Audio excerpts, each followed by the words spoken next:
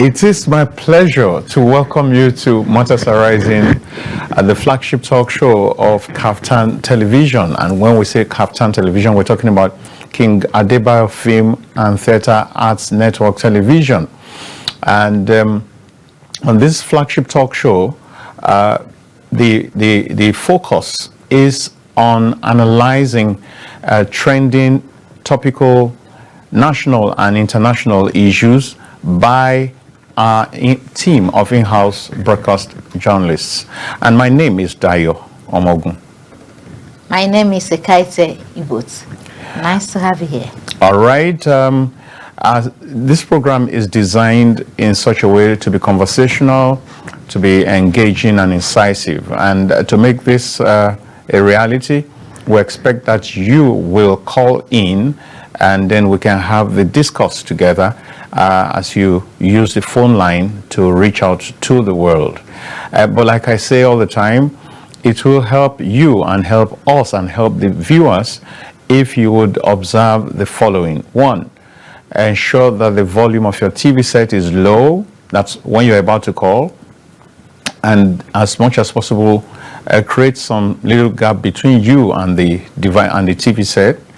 And then also, as much as possible, put your thoughts together, maybe put the major points on paper so that you don't have to ramble, so that you can make maximum use of the time allotted. As much as possible, we might not be giving more than about a minute per person, per caller on this edition of the show. And so we go straight to the issue for this edition, and it has to do with the floods that happened in MOKWA on May 29th, 2025. That's about 5 days ago, and 5 or 6 days ago. And latest reports say that about 200 people have died by reason of that flood, and that 500 people are missing, and 5,000 people are displaced. And of course, you can factor into all of that how much and get an idea of how much properties have been lost to that. Houses, household furniture, all that. So that's what we intend to talk about. And I will just, as an opener, I will just say that it's a good thing that at least the first narrative that it was caused by spillover from the dams in Niger State, the Jeba Dam, the Kainji Dam, that has been denied, dispelled by the Minister of Water Resources, Professor Utsev. And he says it has to do with climatic change, heavy rainfall as a result of climatic change, and poor drainage system, and not abiding by proper town planning measures. Well, whatever be the case, we can still find areas to work on, and we need to call the relevant bodies, relevant institutions to wake up to their responsibilities, as well as tell people, individuals, families, communities to try and be conscious of the kind of places that they reside in. That's one. The second one for me will be, now that the rains have come, this should be a wake-up call. This should be a signal of what is possible and what should be averted. So, what are we doing? What is government putting in place across the nation so that we won't have to lament again after another round of losses, loss of lives, loss of property, displacement, and whereas to a large extent some of these collateral losses can be, if not totally averted, can be reduced significantly if we take appropriate measures ahead of time. I believe it was last year again, we spoke about this same flood issue when you had the flooding in Borno, if I remember correctly.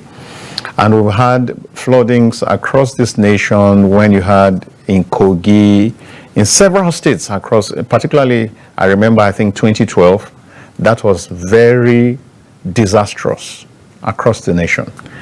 And I hope that we're not going to wait for those kind of things to happen again, and then we go through the cycle of lamentation as if we are put on road, as if we're not zombies, and so we should be able to take preventive action in many of these cases.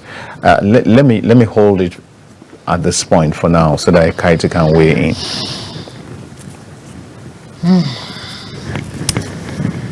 It's. I want to start by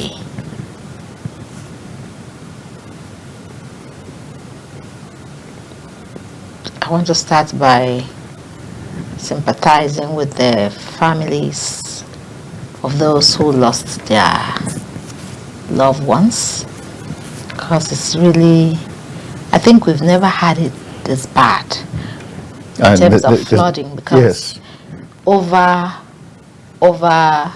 about 200 people lost their lives. And about 500 are still missing. So you don't know whether they are alive? That's almost a million people. I mean, 1,000 people. 1,000 people, sorry. We don't know whether they are alive, those ones, or whether they are dead. For 500 people to be missing, I don't think. It's really, we've never had it this bad. I don't think we've had this kind of records in terms of flooding. In fact, I think I read somewhere that this is the worst record in 60 years. It is the worst. In 60 years. There's a family, it's only the man that survived it. He lost his wife, who was nursing a baby, and he lost his 3 children with a wife. So he is starting life all afresh again. My God.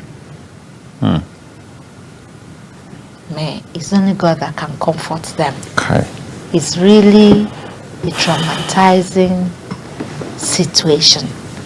Like, if you notice, when I started talking, I lost words. I had to put myself together, because I can imagine. Dayo, we have, like you mentioned earlier, we have discussed this particular issue in several locations, just like the issue of tanker explosion. Yes. These 2 issues, we have at least twice. More than twice. We have we have discussed like 3-4 times on these issues. I don't know at this point, because from what we have read, it has nothing to do with the dam, as earlier speculated. Exactly. This is climate-based issues. And poor planning. I mean, poor drainages. At this level, I wouldn't really hammer on the federal government, because we are both journalists. We know the level at which federal government tries to tame or try to prevent issues like this. But my question is, what are the state governors doing? Because I know that yearly, frequently, NIMET has given warnings regarding this particular issue. What were the measures, apart from federal government, what were the measures carried out by the state governors? Were these people evacuated from these flood-prone areas? I think we need more of advocacy. There's a little bit of more of enlightenment, because Nigerians too, we need to blame ourselves. Exactly. Because sometimes you just know that this place is not where you're supposed to build. And you go ahead and still build there. And you still wait there even at the onset of rains. The way and manner in which we dump things, refuge, it's alarming. And when it happens like this, we all throw blames on governments, especially federal governments. I know most times federal government does a lot. What are the state governors doing? What are the local government chairmen doing? And this should equally be a sort of a clarion call to other states, because I know this is just June. Exactly. And we still have like July and August. Then part of September. I think starting from federal government, state government and local government, there is need to re-strategize. There is need for us to do more, because this is not even something. The issue of climate change is one of the burning issues all over the world. Sure. And everybody, every government is now trying to look for ways on how some of these disasters could be prevented. Are we doing enough as a people? That's the question. As a country? Are the state governors doing enough? Even at the local government level, are they doing enough to control and prevent some of these issues? And then, as Nigerians too, we should try to do away with our lifestyles. Like there was a time where some people were meant to be evacuated from a flood-prone area. I've forgotten that particular, and they refused. They said they grew up to know that terrain. Oh God! But is it not when you leave that you can leave, lay claim to your land? I'll stop there for now. Well, for me, I think that this development should guide government and people in certain areas. In recent times, I have seen very narrow drainages, and I wonder why you would make drainages this. Narrow. I mean, on the roads, very narrow. And of course, even ordinary regular rain like the one that fell today, you would see that those drains are filled up, and you don't even know the kind of material with which they are made, whether they are substandard or whatever. They could collapse. So now that should guide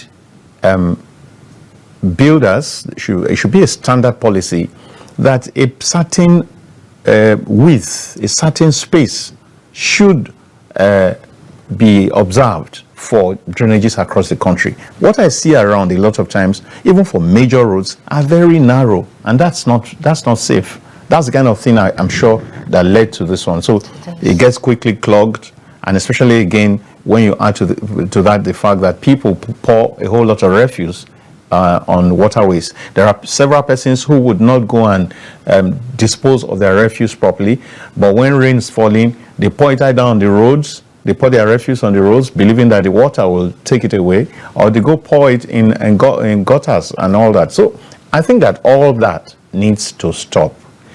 And like she said, I really think that Nigerians also must take responsibility for their lives. I thought that the most basic instinct of life is self-preservation. So why would you go put yourself in the way of flood? Why would you go and build a house on flood-prone areas? You mentioned the case of somebody who lost just about 4 or 5 years ago in Rafinsenyi, still Niger State, but closer to around the fringes of the Federal Capital Territory. There's a place called Rafinsenyi. I know someone, we attended the same church together, who lost the pregnant wife, young pregnant wife, lost a son and a daughter. That boy was already in University of Benin at the time, but he came home for holidays, and there was this rain that particular year that fell like 3 days consecutively, and he wiped off the house. Even the man, only God saved him. Wiped off the son, the daughter, and then the pregnant young wife. So why should we keep doing that? And in actual fact, I don't know how far it's true, but we've had cases where, okay, you even alluded to it, where people resist being moved away from such places. But again, because when it happens, we'll now begin to blame government. And I think so government should take it up and do the needful at the appropriate time, because that's part of what governance is. Many times, governance might not be pleasant at the beginning, but when you know exactly what's involved and what you want to achieve, I think that government must be firm. For example, when El Rufai, as Minister of Federal Capital Territory, was demolishing some houses that were built in the wrong places, public spaces, common public, like parks, places that were meant for parks, some on top of drainages, and so on and so forth. It wasn't pleasant to people, but it has made the FCT a lot better and more habitable. And it has protected the standing of the city as a federal capital territory. And that's some of the things that this current minister also embarked upon when he got into office, had to remove some structures and all that. I think that we all must cooperate. We must save ourselves from danger, from disaster, by ensuring that some of these things we don't even embark upon it. I wonder how you know that every year flood will pass this route, and you go and put your house there. Even if it's the cheapest land, I think that you should think of the possibility of all that you have put together going to ruins, and consider another option. So we Nigerians must take responsibility, and government must do the needful. Irrespective of how bitter it is. Exactly, at the beginning. Let me come in there, Dayo. Most times, like you used the FCT as a case study. Most times, when government take this drastic steps, like when Rufai was FCT minister, and then now Wike, when they take these drastic steps, most times we grumble. We say all manner of things on social media and all that, as if we attribute such actions to wickedness. But most times they are not. They're not. Okay. For instance, if now that some of these structures were removed completely, were demolished in FCT, don't you think, considering the terrain of FCT, we probably would have been experiencing most of those things? So I think it's time for government to take this decision, irrespective of how they look, how it might not go down well with some people. You know what I'm saying? So because Dayo, have you taken a critical look at a situation where 200 people lost their lives, and then 500 people are missing? This is a big community. That's it. 500 people missing. You don't even know their location. Like a million. 1,000, like 1,000. Sorry, like 1,000. Yes. That's a big, a big community, and it has to do with it has a lot to do with land mask. So is not something that happened today. It's not. It's something that has been built for. I will attribute such an incident to negligence. Substantially, yes. Largely. Lifestyle, because for a whole community of almost 1,000 people losing their lives, 200 have been confirmed dead, and then 500 missing. That's almost 1,000. So it's a huge landmass. And then I wouldn't say, I would say there were some things that were actually ignored. Exactly. Some maybe erosion has eaten up a certain area completely. They were ignored, and the lifestyle, the people living there probably were dumping some stuff, and and then the government too probably did not take drastic steps in addressing some of such issues around that community. And then only for people to wake up, probably, I don't know if it happened at night or daytime, that we just woke up to hear this kind of terrible historic event. Imagine the agony. Imagine the shouts of pain of pains. No, I think that we should save ourselves this. It's a terrible thing. That's, you see a relative being taken away by the water, and you are also probably not safe. Not safe. No, I think that we should do better than this. I think that even if government doesn't come into this as such, even I think that we ourselves at community level.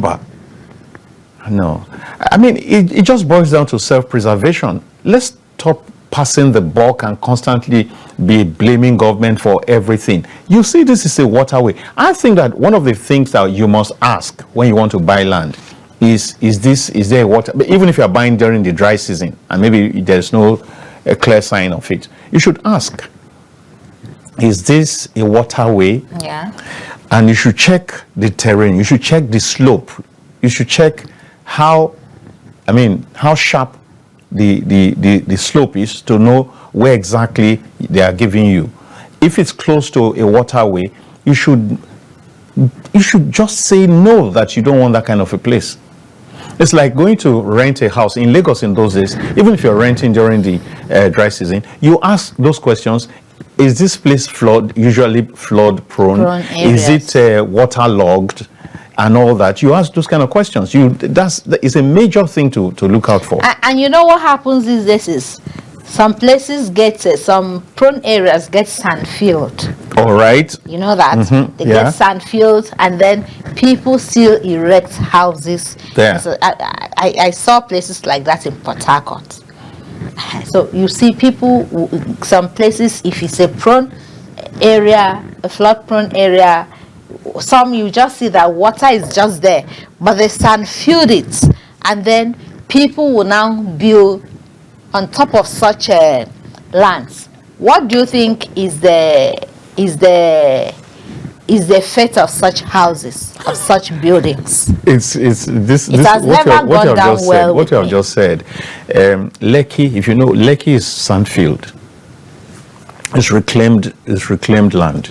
And when you go there during rainy season, you will hate the place. I was about saying something. That is, we've had cases of such incidences in Lekki, though not as massive as what we have here. But even some people have predicted that it's a disaster, that Lekki is a disaster in the waiting.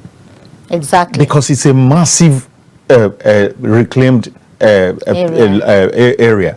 And so some people are saying that you cannot abridge nature. You cannot force nature that way and not have repercussions. Exactly. I don't know, but maybe climatologists and people who understand those will know better. But people actually have these fears that nature could, the thing could slip back. And even as it stands, a lot of properties and lives still have equally been lost in that. Of course. Because we have had cases of unpleasant and if you see the pain, the what people go through. I remember that in 2021, yes, we had this a commission here that took us to Lagos, and the event center was one hotel one popular hotel. Is it a cool hotel? No, not a Eko Hotel. Maybe I remember in the course of the program. Now, it was in the Lekki area, Lekki around the and then I went and took a hotel some 10 or so bus stops away from the place. I didn't quite know the place. If I'd known, it would have been wiser to take something more expensive or close. I tell you, for a program that was fixed for 8 and for which I had left the hotel for 6:30, I still didn't get to the place until about 10:30 to 11. Wow. I'm telling you, rain, everywhere flooded. Every single place flooded. And so navigating it was something else. And you would see school children in uniform still in the vehicle as at the time I'm telling you about. Now, if a child gets to school at 11, what exactly has the child going to do? And it will be closing at about 1:30 or 2. So I think that these are very serious matters, and we need to begin to do more of prevention than cure. If you're out there and you think you want to be a part of this, the number is 080-299-38365. Please do call us, and you would have your opportunity to weigh in on this. Where do we go from here? How do we tackle this? How do we prevent this? Even as governments would still try to tackle this issue, I think there is still need for sensitization. Yes, I think that's one of the things the Minister of Water Resources talked about. Sensitization, because like what just happened in MOKWA, I don't think that thing just happened like that. There were signs. There will be signs before then. Signs, because maybe it won't be this bad. If you consider the number of lives of people involved, no. You see that is a large portion. True. It's a big for community. 200 people to just, and then 500 missing. That's almost 1,000. So that indicates that it's a big community, if not communities. Not communities. That's very unfortunate. There is need for NOA to also come into this responsibilities and do the needful. There is need for government to synergize from the federal government along with the state governors, and then even at the local government level, even at the local government chairman should be able to work with community leaders. They should work with community leaders, set some standards. There should be some rules. If something is dumped here, this is what you get. Yes, there will be punitive measures. Yes, there will be, yes. And I think so. With that, we can try to cope some of these things. And where people are meant to be moved, they should be moved. They should be moved, whether they like it or not. Because when these things happen, maybe again, there should be laws that such places should not be allocated to people.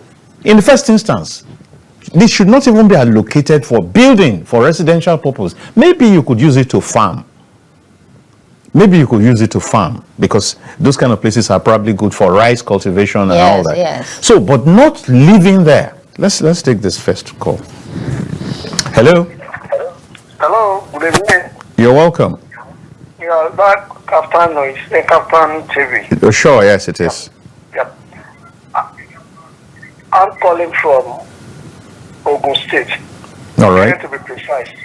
All right. Actually, I commiserate with the government and people of Niger State. Do you mind telling us your name first? Oh, my name is Owolabi Oresanya. All right then, go on. I'm calling from Ogun State. Yes. I commiserate with the people of Niger State, the government and the people of Niger State. This flood issue is a question that has been happening for long. And it's now time for the government to be proactive. One, probably government will enact a law whereby they give some meters away from the flood-prone areas before you can erect your building. Secondly, I will use Lagos as a test case. Sanitation is very prominent that we should take cognizance of. Because you see some people during rainy season, instead of emptying their refuse, they went empty into the drain. But by the time that drain gets downtown, downslope, it will cause problem in those areas.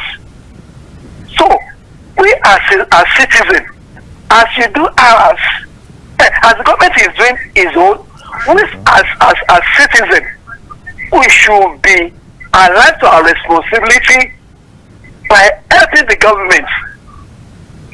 Number 3, my good friend there, Mr. Dayo, if I can say something, Dayo, say something that no matter how cheap a land is, once it's in its floodplain, it's not good to build in the place at all. So most times we are the ones doing ourselves, not the government.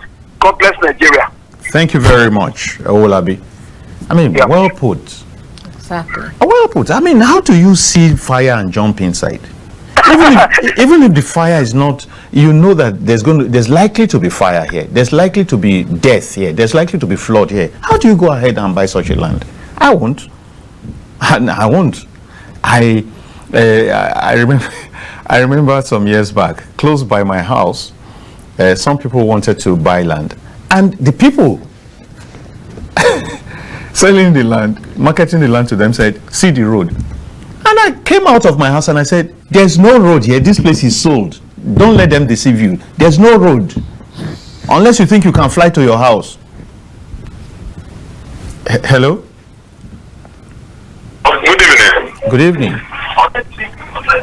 Yeah, I want to speak with the program MOKWA FLOOD. Right. Yeah, my name is Barisa Chinedu. Barisa Chinedu, you're calling from where? From Enugu State of Nigeria. Go on, please. Go on, please. Yes, my little contribution is that Nigeria as a country, we don't have value for human lives. We're talking about 200 people, we're talking about cattle, we're talking about insects, we're talking about human lives. Now, you're talking about another dam that is between Nigeria and the Cameroon. That one has not come up. That's not totally flood from normal weather. Exactly. What has government got to do every year is the politics. They are politicized even the way people break in Nigeria. Look at Tinubu and his cohorts are talking about 2007. When Fulani herdsmen, bandits, every unknown government has slaughtered everywhere in Nigeria. Shame upon the country called Nigeria. We are taking everything for granted, including our own life. Nobody's free. They are giving palliative states to people missing. People are talking about human beings. We have all it takes, but the political will is not there. So next year you will see here what you will see here. It will say up next year because there is no measure, nothing to show that the government has woken up from the sleep to cure the effect. So my brother and sister, what I'm saying is that we should wake up on time. Igbo people say that if we start today to do it, it is on a good note. Thank you, sir. Thank you very much. Is this amnesia? Is this just a case of being irresponsible? Is this a case of I don't understand it. You hear what he said, that by this time next year again we'll be talking about this same thing. I said in my opening line. That's what we're not zombies. That's all we've been discussing. I think that this is not really fair we're not being fair to ourselves. I don't think we should have some level of personal desire, personal standards of life, that when they even show you the land, you say, no, I'm not looking for this kind of place. Hello? Hello, good evening. Good evening. Yes, I'm Thomas and I'm calling from Akwa State. All right, you're welcome. Abadi? Yeah, is your plan? Sorry. To Captain TV MOKWA FLOOD. Yes, sure, you're on to Captain TV. Yes. Okay. Now, on the issue of this MOKWA FLOOD, I think Chapter 2 Tell of him the to be a little Constitution louder. put the life and properties of Nigerians on the neck of government. Just that these rights are not justiciable to begin with. And number two, it's an insult for government to start giving palliatives to people instead of removing them from that place to a safer region. No, I think that the first responders, NEMA and all the rest, are also very busy relocating them, and they have done a whole lot in that regard. But clearly, whether palliatives to the rescue is really what we need, I mean, it's another matter. But of course, people who are displaced need resettlement, need a place to lie down on. So you can, the immediate response will have to something to do with palliatives. Yes, go on. Yes, it's true, because giving them rights and you expect, let's assume that the survivors are 800 now. You won't expect 800 persons to go and start fighting over 10 bags of rice. So what the government should do is that they should move those persons to a safer region first for safety reasons and for their lives, knowing fully well that section I think 12 also of the Constitution has given 14. The government the mandate to do so, and these persons, they have rights to food, rights to shelter. With this right, due to the flood, and government has come on to deny that the Kenji and the other dam in that place are not part of this. So what the government should do is that let them go back to the drawing board and check for these stores. How did these stores come out up and tickle? So that when these stores are done, they know that this place, you will now sit down, do an analysis, whether this place is humane enough for people to stay or not. Thank you for having me. Thank you very much. Thank you.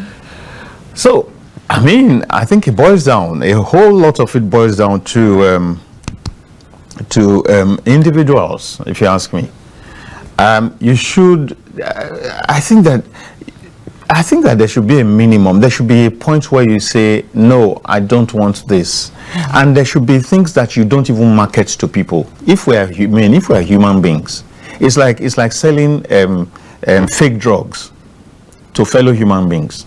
How do you sell land that you know is likely to be to cause disaster to somebody? It's not safe. Habitable. Exactly. Hello. Hello. Good evening, Dayo. You're welcome. And Ekaette. Good evening. God bless you, my people. Bless you. You're welcome. Dayo, we missed you for two days. I think so. Oh, really? And therefore it's day. Oh, okay. Well, maybe. What's your own name? I'm Pastor Madu from Ebonyi State. Oh, okay. Yeah, Pastor Madu. You almost made a song of Ekaette the other day. Our regular pastor. So please, my people. Right. I always like this your station. Any day I miss it, I miss something.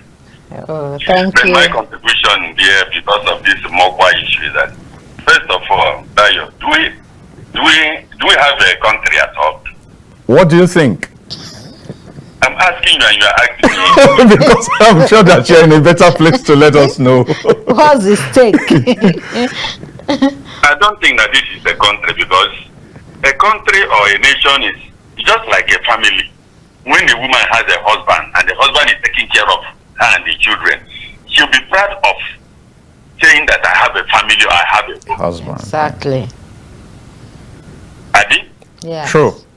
But when you are married and it seems that you are not married, both you and your children are frustrated, you can't be proud to say that you are married or you have a husband or you have a home. A married woman is better than you.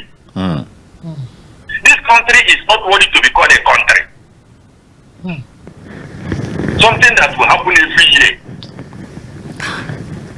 Don't you think that it is hunger that is leading these people to be walking around that dangerous zone? If we have a country, government will know that these people's lives are their business to protect and lead them to a better place. tell me that you are a father, Dayo. You see your children drinking unclean water and you are happy. Tell me as a father, you see your children going hungry from morning till night and you are drinking at the beer parlor. And you are proud to call yourself as a father. Please, we don't have a country. So what's the way forward? So we go into referendum. Okay. Before the referendum, are you still there? I'm here. All right. So why don't you suggest, because we can all criticize and lament and talk about these things, but so give us one or two solutions we should be trying to put in place right now. You see that this place that this disaster has been taking effect every time. We are told that there is dam connecting to that area. Yeah, but this time this doesn't have anything to do with the dams, yeah? Okay, I don't know now whether you know better than me. Yeah, it has nothing to do. Yeah. If that place is crude oil area, if that place there's crude oil or any mineral that is going through that area, do you want to tell me that our federal government will leave people to live there? Won't they surround that place with the military and shooting people around? Because they have interest here. And since they don't have interest here, even if the people that are living there are dumping refuse, go to some civilized country, refuse are raw materials for production. True. They are recycled for other things, yeah? Yes. But because they have enough good oil and mineral to pack money, even they are going to borrow loan on top of the one that we have not paid. And people are still dying in hunger. Let's stick to proffering solutions now. You just talked about one. My contribution is that if we have a country or if we have a government, they're supposed to know how to take care of their family. If actually they are our father, as you are and I are parents. If my family goes hungry today and I'm not happy, tomorrow I must struggle. We'll find a way. Yeah. True. Thank you very much, Pastor. Next year, we'll hear another story as this thing. Because this thing is not the first time. All right, Pastor Imela, let's leave it here. Imela, my brother. Yeah. Nobody will hear this and not feel very bad. 200 human beings just like that. Just like that. And this is something that can be averted. Exactly. That's the one that hurts the most. Then you still have 500 who are missing. You don't know their state. Their whereabouts. You don't know what has happened to them. It's a serious case. Hello? Hello. I'm Abla Ekutiji calling. From Niger State. Oh, okay. You're welcome. I guess you're too close to your TV set or the volume of the set is too high. Do something about that. Okay. Hello? Yes? Are you hearing me? I think it's better now, yeah. All right. I'm Abla Ekutiji calling from Niger State, Mina. All right, go ahead, please. All right. About MOKWA flood. This thing has been happening for years. But it's not a disaster like this one.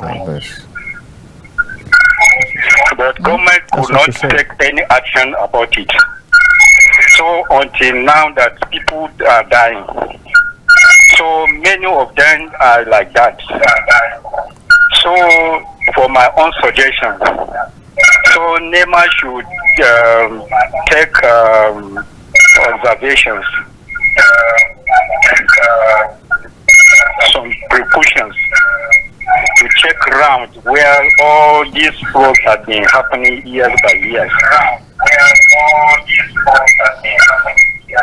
It do not be a time that it started killing people or it started destroying property that NEMA would now take action that they are taking precautions. All right, good point, Kuchigi. I guess we leave it there. But as much as possible, when you call, try and cut down the volume of your TV set and move away from it. Thank you very much for calling in. Thank you. All right. Thank you. Thank you. Thank you very much. Right. So everybody's saying about the same thing. And like you said before, this did not just start. Exactly. There were signs before. There were small incidences before. Hello. Call us back, please. Hello. Okay, good. This is Oladi again. Oh, okay. Yeah. You see, the last was one caller. I disagree with his which is view. All right. From our point of view, sometimes what happened in the 70s in Ibadan.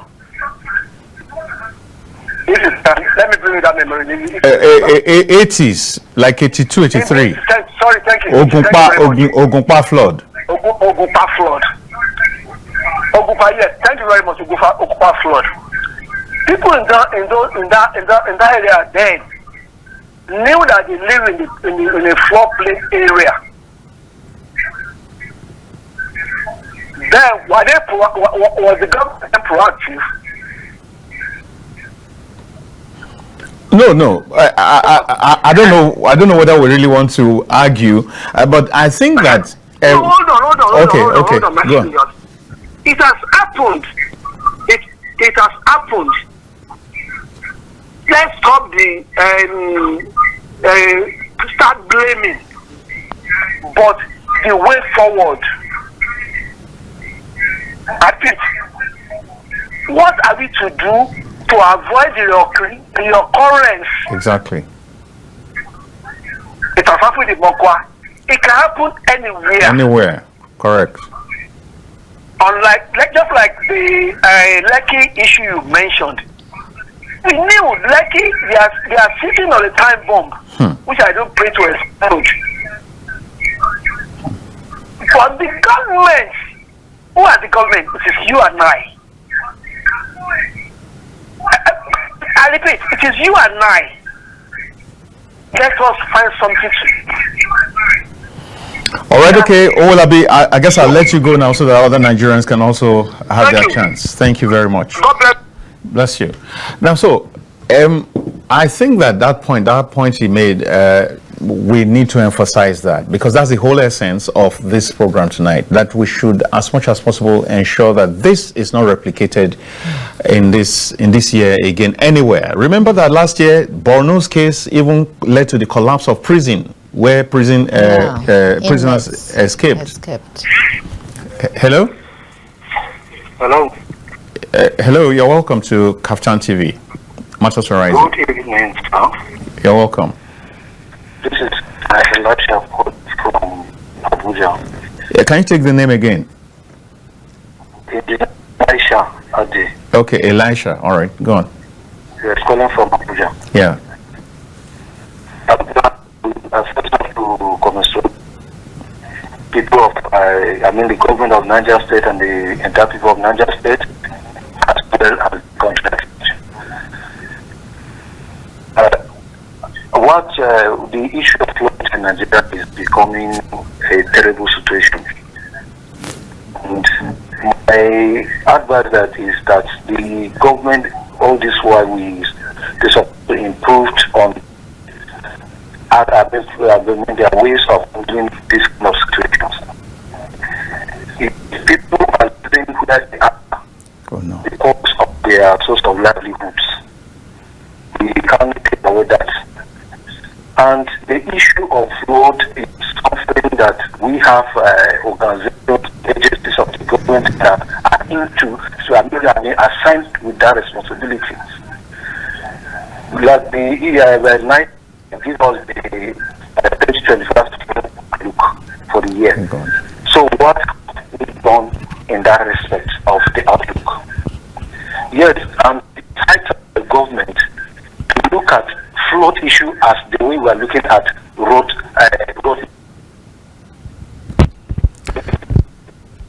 All right, I guess you would need to call us back because that connection is faulty. Half of what you're saying is not clearly being heard. You are making very good points, but the connection is poor. All right. I wish that it's... Hello? Hello? Hello? Can you hear me now? Oh, good. Yes. What I'm saying is that it is high time for government to give attention to waterways. Just as we are talking about road networks all the time. We should ask ourselves, all the topsoil that's been carried away from upland, where are they going to? The residues that have been moving away from the upland, where are they moving to? So all these waterways has already been slated for years. Okay.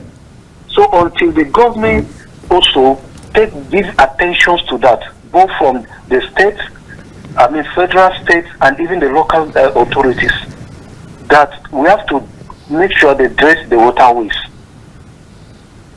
so that when there is a situation like this, water has a free way to move. Exactly. But if we are talking about relocation, at time will come that we have no place to relocate, because the waterways are becoming highlands.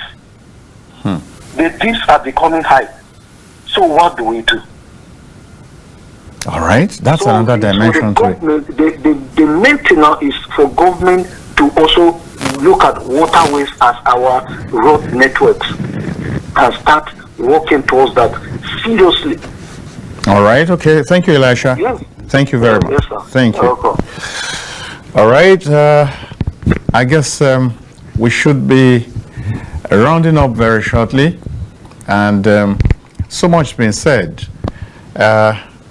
As we conclude, let me just say that everybody has his course, his role cut out for him. Individuals, communities, the government. Let's abide by our rules. Check where you are building on, and if it's a disaster-prone place, why don't you just avoid it? That's one. And community leaders should rise up and say, look, this particular part of the land we will not sell. We don't sell this. You can farm on it. If it was just farms, people, when you see the rains coming, you go home, isn't it? But if you live there, it's very difficult. Where would you go and stay?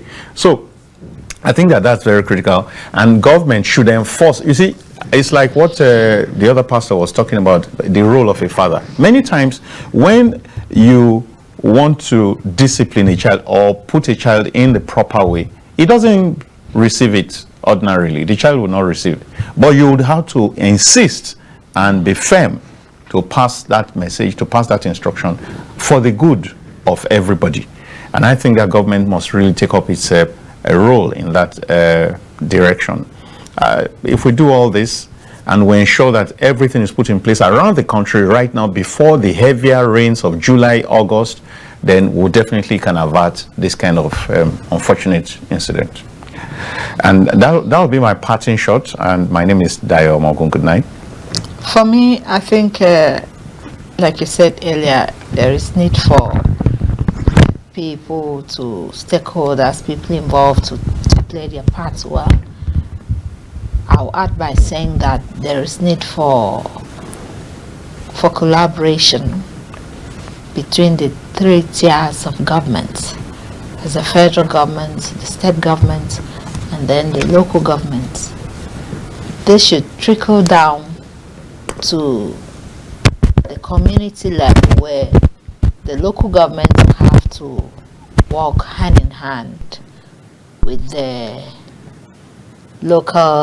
chief heads and all that. Government should rise up and do the needful. Then as citizens, there is need for Nigerians to play their part, and then trying to adjust in terms of our lifestyles, doing the needful. Make sure you dispose your refuse properly and do the right thing. My name is Ekaette Ibuot. Good night. And as we say at Kaftan TV, imagine a beautiful world.